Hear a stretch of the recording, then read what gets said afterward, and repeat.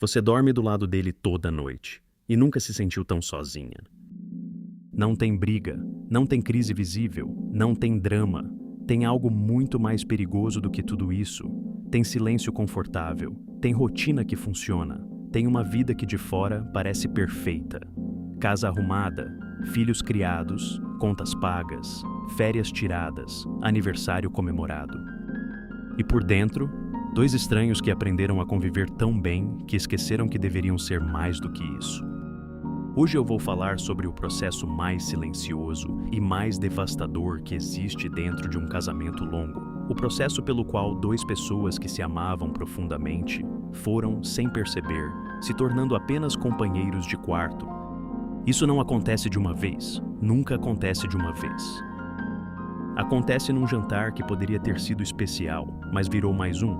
Numa noite que poderia ter sido íntima, mas virou celular e sono. Numa conversa que poderia ter sido real, mas virou logística. Num fim de semana que poderia ter sido de reconexão, mas virou lista de tarefas. Cada um desses momentos, isoladamente, parece insignificante. É só um jantar, é só uma noite, é só uma conversa.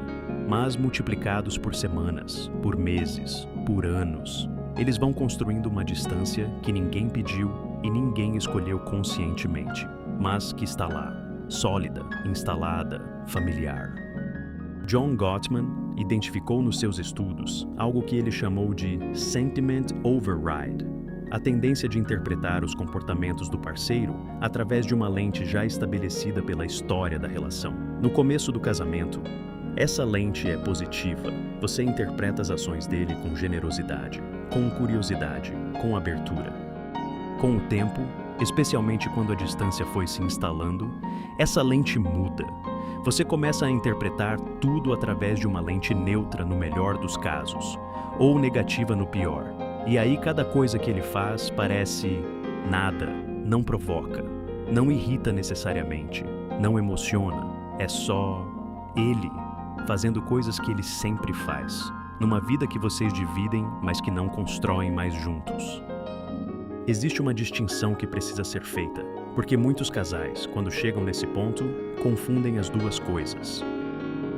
Parceria é funcional, duas pessoas que coordenam uma vida, que dividem responsabilidades, que cumprem papéis complementares, que se respeitam e confiam um no outro dentro de uma estrutura compartilhada. Parceria é valiosa, é necessária, mas parceria sozinha não é casamento. Casamento é mais do que isso. Casamento é escolha renovada. É curiosidade pelo outro que não acaba. É vontade de estar perto que vai além da conveniência. É intimidade, não só física, mas emocional, intelectual, espiritual. É a sensação de que existe alguém no mundo que te conhece de verdade. Não só os seus hábitos, a sua alma. Quando um casal se torna companheiros de quarto, a parceria permanece. As contas são pagas, os filhos são criados, a casa funciona, mas o casamento foi embora, devagar, sem fazer barulho. E é exatamente isso que torna esse processo tão perigoso, porque não faz barulho. Não tem um momento de crise clara que acorde os dois. Não tem uma traição, uma briga explosiva, uma ruptura visível. Tem apenas a ausência gradual de tudo que tornava essa relação mais do que logística. Existem sinais que marcam o processo de um casal se tornando companheiros de quarto, e o que é cruel sobre eles é que individualmente cada um parece inofensivo. É só quando você olha para todos juntos que percebe o que está acontecendo. O primeiro sinal é a perda da curiosidade. Você sabe o que ele vai pedir no restaurante? Sabe o que ele vai dizer quando você contar alguma coisa? Sabe como ele vai reagir em cada situação. E você parou de se perguntar sobre ele. Parou de querer descobrir o que ele pensa. Parou de fazer perguntas que não sejam sobre a logística do dia.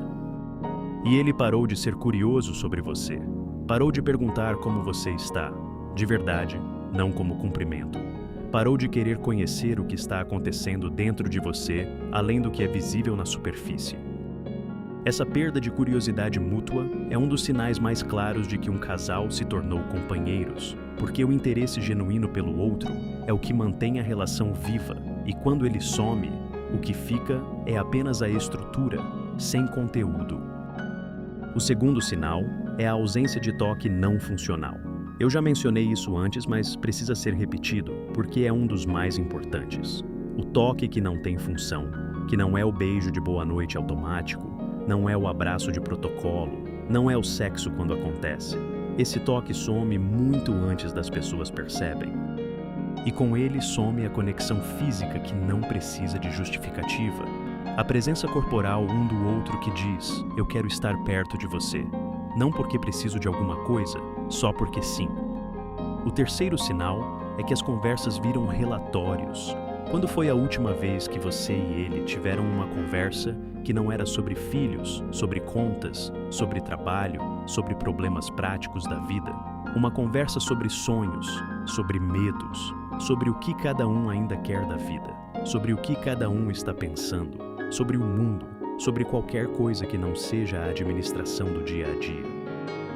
Se você está tentando lembrar e não consegue, esse é o sinal. O quarto sinal é que o futuro virou apenas continuação do presente, no começo do casamento. Os dois sonhavam juntos, planejavam juntos, tinham uma visão compartilhada de onde queriam chegar. Havia uma direção, um projeto de vida construído a dois. Quando um casal vira companheiros de quarto, o futuro deixa de ser um sonho e vira apenas a continuação do que já existe. Não há mais perguntas sobre onde querem estar em 5 anos, sobre o que ainda querem construir, sobre que experiências ainda querem ter juntos. A vida vai acontecendo e os dois vão junto, no piloto automático. O quinto sinal, e talvez o mais revelador de todos, é que a presença do outro parou de importar de uma forma que vai além do funcional. Você sente a falta dele quando ele viaja? Não da ajuda com os filhos, não da parceria logística, dele, da pessoa, da presença. Se a resposta for não, ou se você hesitou antes de responder, você já sabe onde o casamento está. Existe uma razão pela qual esse processo acontece em silêncio, e pela qual a maioria dos casais não consegue nomeá-lo enquanto está acontecendo. Porque não tem culpado claro. Numa traição, tem um evento, tem um responsável, tem algo concreto para ser enfrentado. Numa briga constante, tem tensão, tem emoção, tem algo que indica que a relação ainda está viva, mesmo que de forma dolorosa. Mas quando um casal se torna companheiros de quarto, não tem evento, não tem culpado, não tem traição, não tem briga, tem apenas ausência. E ausência é muito mais difícil de apontar do que presença negativa. Como você diz para o seu marido, você não está me fazendo nada de errado, você está aqui, você é um bom pai, você paga as contas, você respeita, e mesmo assim, eu me sinto completamente sozinha ao seu lado? Como você nomeia isso sem parecer ingrata, sem parecer que está inventando o problema, sem parecer que está pedindo o impossível? Freud dizia que reprimimos o que não sabemos como enfrentar. E o vazio dentro de um casamento que funciona na superfície é talvez a coisa mais difícil de enfrentar, porque não tem forma clara, não tem começo definido, não tem responsável óbvio. Tem apenas a sensação crescente de que algo que deveria estar lá não está mais. Preciso falar sobre algo específico que acelerou dramaticamente esse processo em casamentos modernos: o celular. Não porque a tecnologia seja vilã, mas porque ela criou a possibilidade de estar fisicamente presente e completamente ausente ao mesmo tempo. Você está sentada ao lado dele, ele está ao lado de você, e os dois estão em lugares completamente diferentes. Você no seu feed, ele no dele, cada um conectado com o mundo inteiro e desconectado um do outro. E isso acontece no jantar, acontece na cama antes de dormir, acontece no fim de semana, acontece nos momentos que antes eram, inevitavelmente, de conversa, de conexão, de estar presente um com o outro. O celular preencheu o silêncio que antes precisava ser habitado, e habitando o silêncio juntos, é como os casais construíam intimidade, na conversa que surgia do tédio compartilhado, no olhar que acontecia quando não havia mais nada para fazer, além de estar um com o outro. Esse silêncio não existe mais, e com ele foi embora um dos mecanismos mais naturais de conexão que os casais tinham. É possível reverter esse processo? Sim, mas não com uma conversa, e não de uma vez. Primeiro, nomeia o que está acontecendo. Essa é sempre a parte mais difícil. Ter a coragem de dizer ao parceiro, ou de reconhecer internamente, que o casamento está num lugar que não é onde deveria estar, que a parceria está funcionando, mas o casamento está vazio, que você sente falta de mais do que o que está tendo. Segundo, para de esperar que ele perceba sozinho. Essa é uma armadilha comum. Você espera que ele note a distância, que ele tome a iniciativa de reconectar. E como ele não percebe, ou percebe, mas não sabe o que fazer, você fica esperando, e a distância cresce. Alguém precisa dar o primeiro passo, e esse alguém pode ser você. Terceiro, cria momentos intencionais de conexão. Não espera pela circunstância perfeita. Ela não vai aparecer.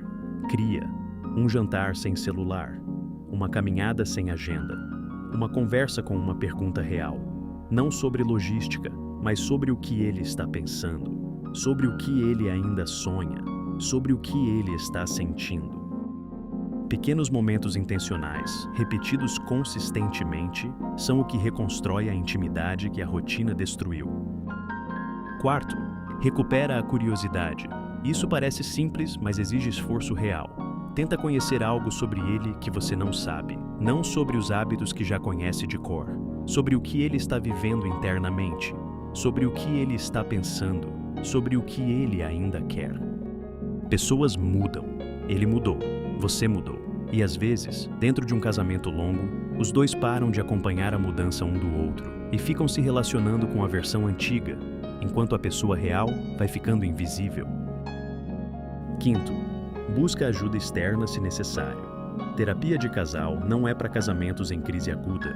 É especialmente poderosa em casamentos como esse, onde não tem conflito aparente, mas tem uma distância crescente que ninguém consegue nomear sozinho.